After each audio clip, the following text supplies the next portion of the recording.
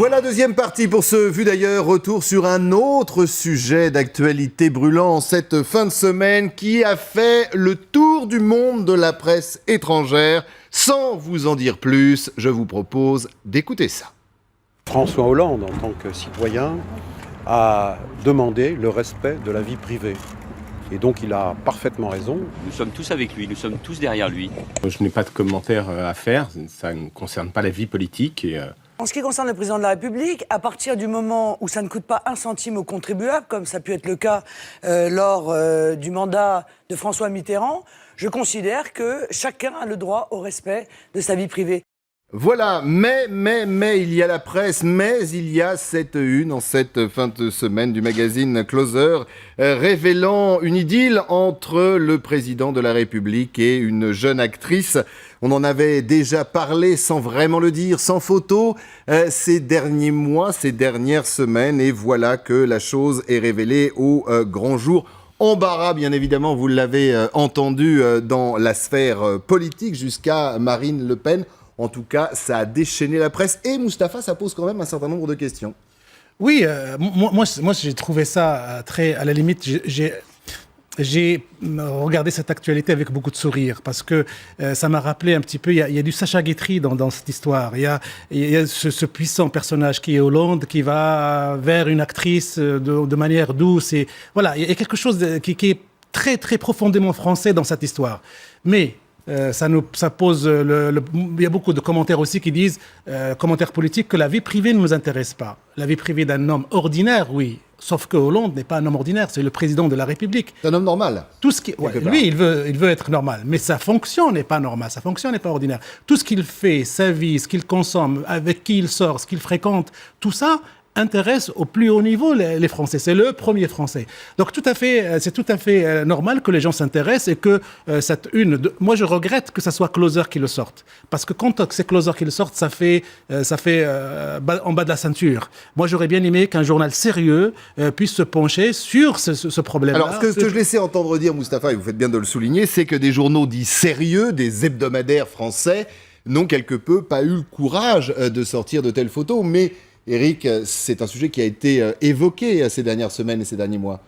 C'est une sorte de secret de polichinelle. Au fond, c'est un peu le principe de la presse française, qui reste discrète et qui est toujours restée discrète. Alors, moins depuis peut-être quelques années, plus récemment, parce qu'il y a les réseaux sociaux et parce que l'info finit par sortir. Mais au fond, est-ce qu'il faut condamner la presse française parce qu'elle ne révèle pas ces choses-là ?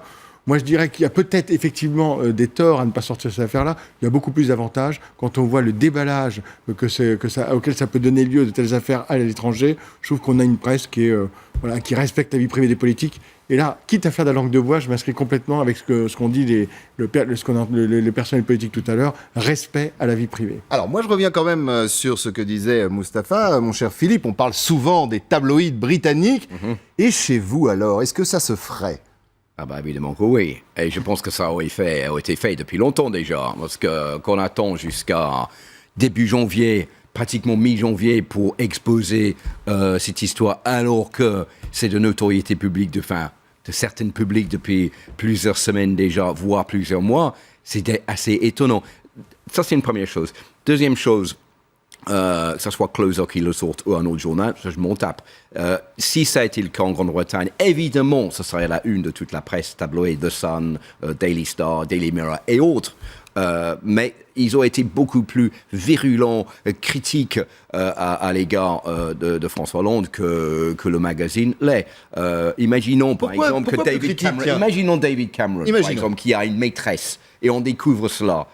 Vous pensez qu'ils vont dire « Ah ben, il a une maîtresse, c'est comme ça. Hein. » Non, pour une raison simple.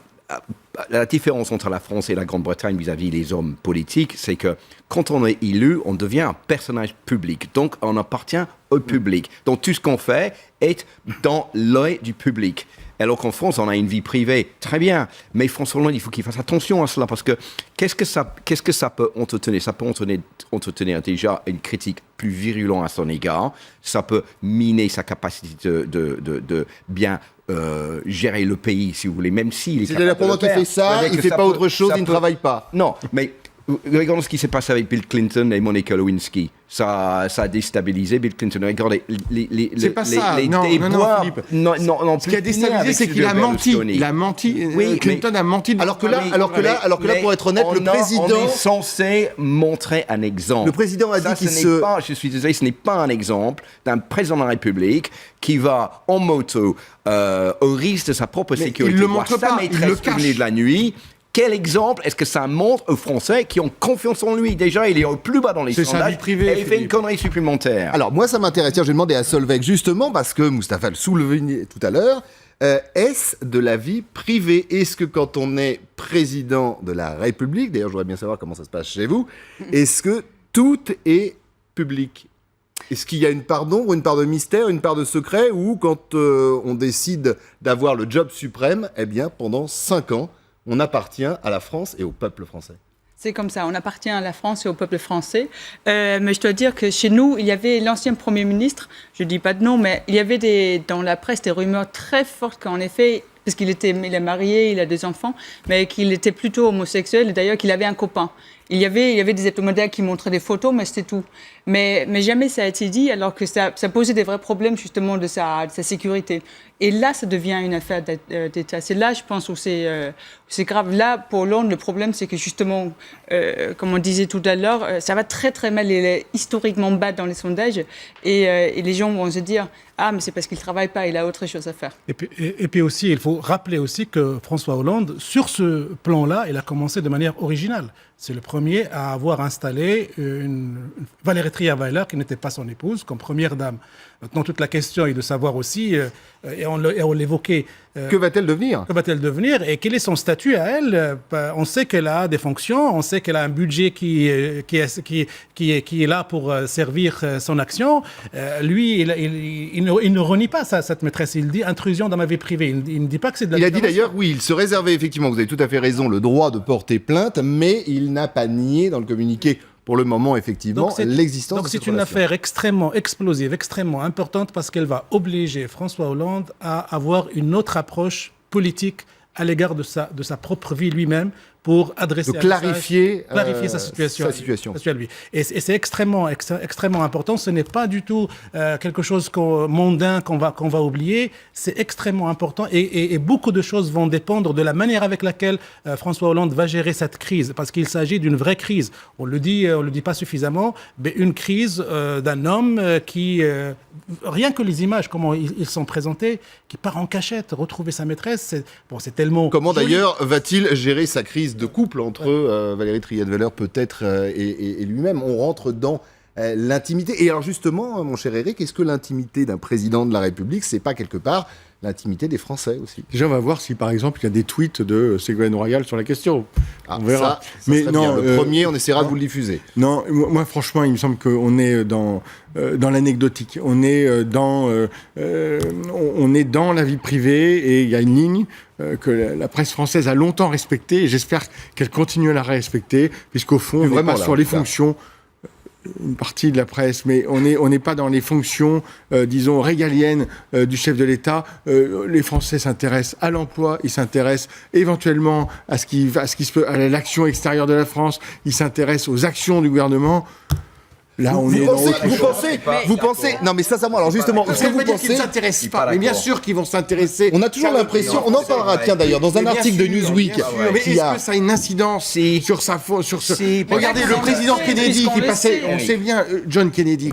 Oui, mais on l'a su après, Eric. On savait plus ou moins cette... Oui, mais on ne le disait pas. C'est pour ça qu'il y a vraiment quand même eu un pas qui a... Et on a eu beaucoup de présidents français. Non, mais jamais la presse tabloïde ou quoi que ce soit n'a dit tant qu'il était en fonction. C'est ça la différence. Moi, j'aimerais bien qu'en ce moment, on ressorte un petit peu les déclarations des socialistes quand ils critiquaient Nicolas Sarkozy et sa vie mondaine et bling-bling avec Carla Bruni et Cécilia Sarkozy. Et tout ce qui s'était passé autour de Cécilia. Si on les ressort maintenant et on les met au goût du jour, on aura une sacrée surprise. Je vous promets que dans la prochaine émission, si cette affaire continue, on les sortira. Il y a une chose qui... Moi, je suis tout à fait d'accord pour avoir une vie privée, une vie publique. Aucun problème. Mais quand le président de la France, celui qui gère le pays pour les millions de Français qui ont des difficultés, etc., quand lui quitte l'Élysée sur une moto pour aller voir sa maîtresse, au risque et péril de sa vie, imaginons qu'il y ait un accident de moto. Qu'est-ce que ça aurait laissé comme effet? Valéry Giscard d'Estaing. Oui, on se souvient d'une affaire de laitier, effectivement. Il est censé montrer l'exemple. C'est une erreur de jugement de sa part. Quand on est président de la République, on a des responsabilités et la responsabilité première, c'est de montrer l'exemple aux Français. Comment voulez-vous que les gens respectent le président de la République quand lui-même ne respecte pas la dame avec qui il vit? Je vous pose la question. C'est pas possible. Voilà, Eric, Non, il me semble la question a été posée, réponse. Non, il y a peut-être de la légèreté dans son comportement, en tout cas dans le comportement qui peut montrer, parce qu'effectivement, il prend des risques médiatiques,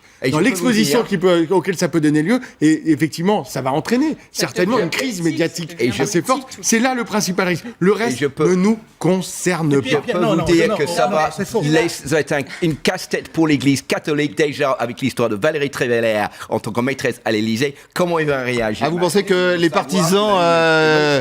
vous Puis, pensez... aussi, puis, dernière chose, qui nous dit aussi qu'avant l'apparition de cette affaire, il n'y a pas eu... On aurait pu imaginer un chantage exercé sur l'Élysée, sur Hollande, pour l'obliger à opter pour tel choix plutôt que d'autres. Sinon, Sous on va prétexte de sortir cette affaire. divulguer effectivement cette pour relation. pour vous dire que cette affaire-là n'est pas anecdotique, c'est une affaire importante. Solveig, Oui, en fait, je pense que c'est davantage dommage pour Hollande parce que d'habitude, la gauche, on la punit moins pour ce genre de choses, c'est plutôt l'économie.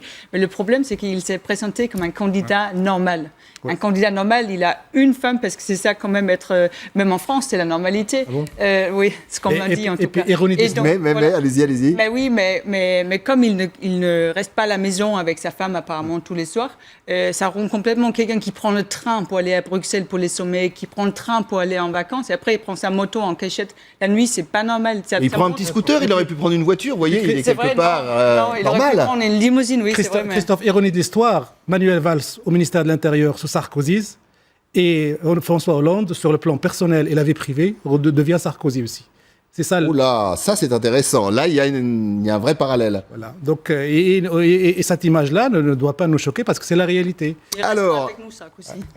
dans cette affaire, voilà qui ne devrait pas, mes amis, redorer notre blason. C'est passé assez discrètement en France, mais absolument pas à l'étranger, mon cher Eric.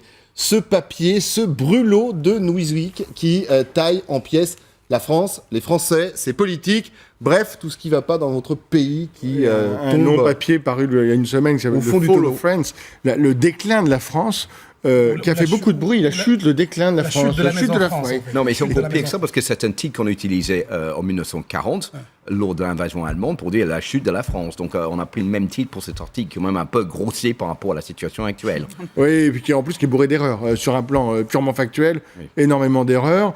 Bon, maintenant, il est paru et effectivement, il a alimenté. Alors, il y a tous ceux qui sont prêts à faire du French bashing, qui ont dit, bah oui, effectivement, la France n'est plus où elle était. Et ça a alimenté une fois de plus le French bashing, mais ça a en même temps aussi permis, notamment au gouvernement, on a vu le ministre de l'économie, Pierre Moscovici, sortir du bois pour dire, bah attendez, non, c'est bourré d'erreurs et c'est pas ça. Newsweek, du coup, a sorti un deuxième papier. Corrigé.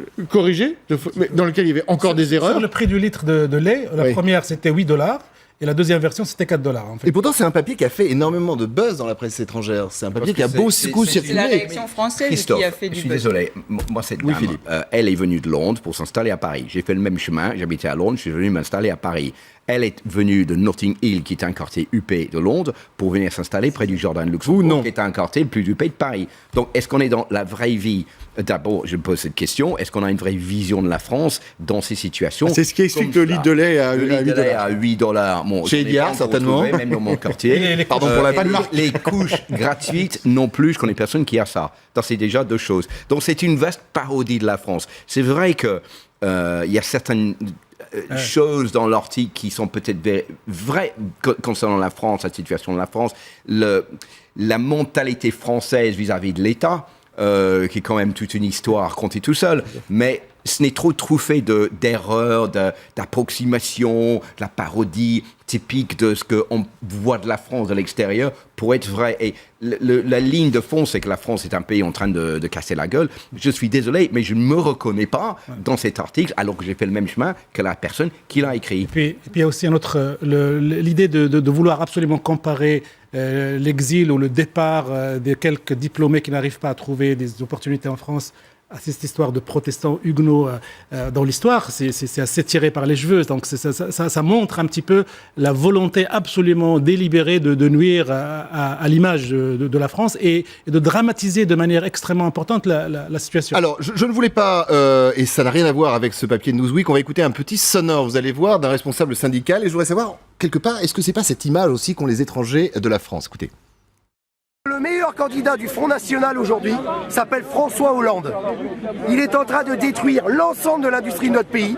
Il a trahi l'ensemble des gens qui lui ont fait confiance. Et pire que ça, Sarkozy n'aurait même pas fait 1/10 de ce qu'on est en train de nous faire.